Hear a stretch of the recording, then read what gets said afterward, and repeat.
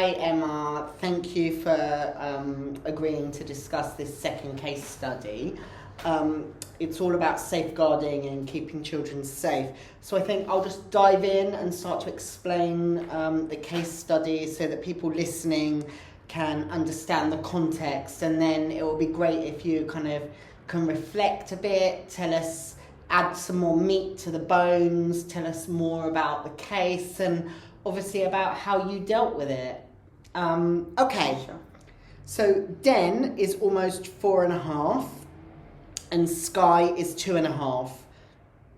Both boys attend Rainbow. They live at home with mum and dad, Lana and Assie. Assie has very little contact with the nursery and works full-time as an engineer. His behaviour is a bit odd at times, and the staff suspect that he's on the autistic spectrum. Lana does not work. Her full-time occupation is to look after the 2 boys. However, she also has lots of help to support her. She rarely comes to pick up the boys alone from the nursery, and the team have noticed various babysitters and nannies coming and going, not always lasting very long, and every few weeks there's someone new. Is that a good first? Yeah, I remember that. Yeah, and at nursery both boys are a handful. Den often bites other children. Both boys show aggressive behaviour. They regularly fight physically sometimes with other children, and that is unusual. So at pickup, Lena is often quite frantic, doesn't always seem to have full control of the children. The boys often run away from her. Is that something that you witnessed? Yeah. So tell us, paint the picture for us. Yeah, she was, the boys would come out to her, and I'd often have to stop them from going to the road, and she clearly didn't have control of the boys outside.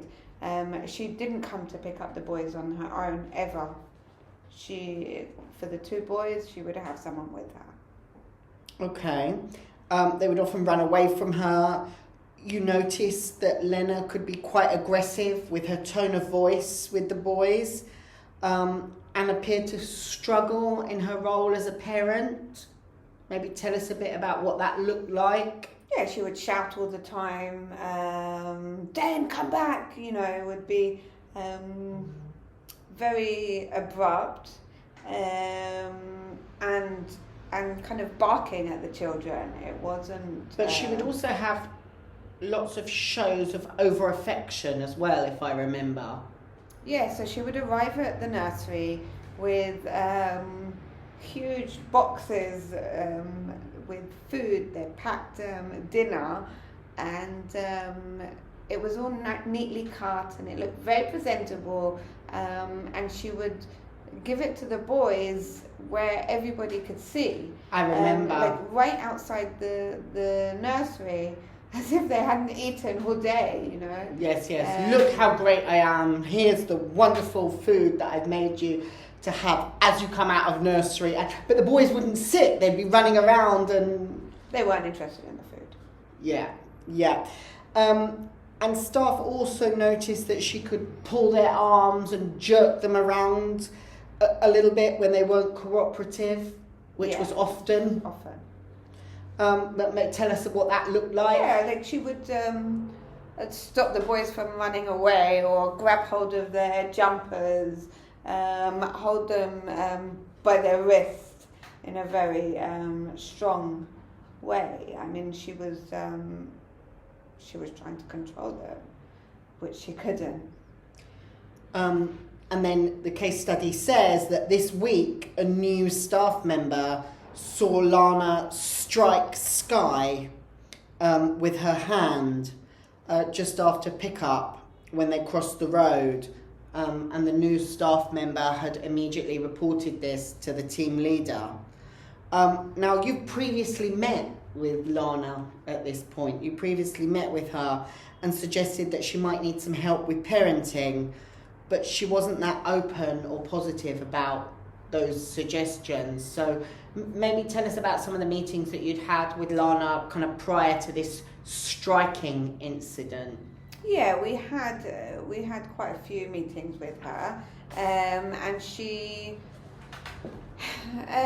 said that she always said that she's got it under control, and she's, you know, the boys are angels. She always said that her boys are angels. She didn't see that there was a problem, and she also, when we spoke to her about the behaviour problems at GAN, at nursery, she would always just say, yeah, but they're angels, they don't mean it, they're angels.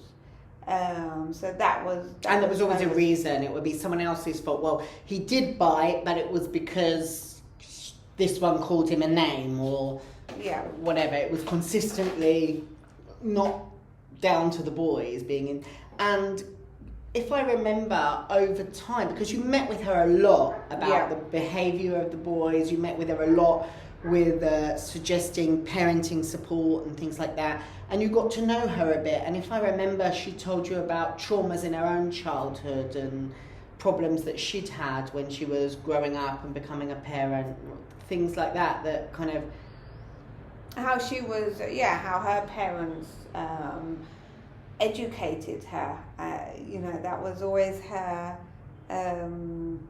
tone. Like she wanted the children to be educated, and that's why she brought them to our nursery, because she thought that that the education was good, and that she only wanted good education for her children. Mm-hmm. So she was more concerned if Sky was starting to know his colours, or more concerned about the educational side of things, rather than the social and personal.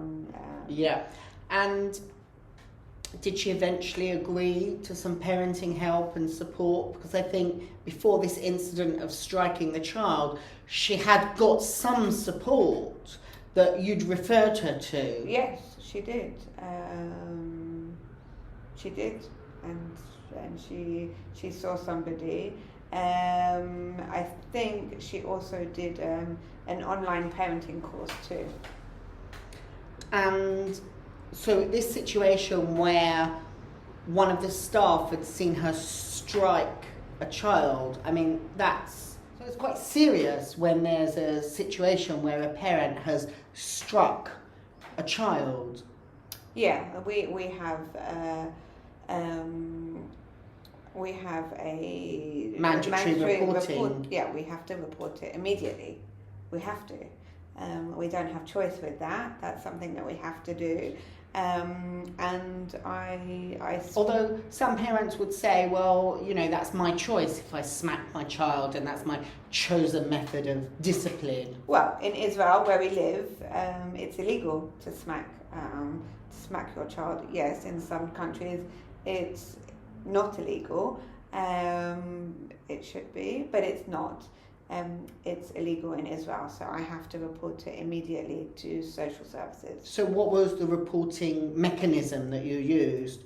You called the police? What happened with that? I called our local social services department, and I filed the complaint that we had. I spoke to the person who was in charge of the catchment area, and she took all of the details, and also the backstory. You know, it's not that she hit her child and that was it. You know, we know the family well, and concerns have been bubbling along for a while. Yeah, I think also parents complained about her, about how she behaved outside of nursery as well. Yeah.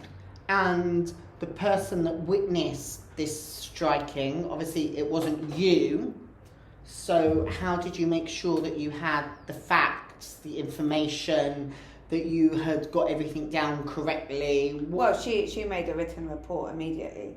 At your request? Yes. And So I how had the did you information. guide and advise her what to write? I told her that we needed to write fact. It had to be factual. Nothing of what she thought and exactly what she saw, times, where, how, when, and who. Okay, and what did you do with that information when you had kind of gathered that report? So that's when I called the social services.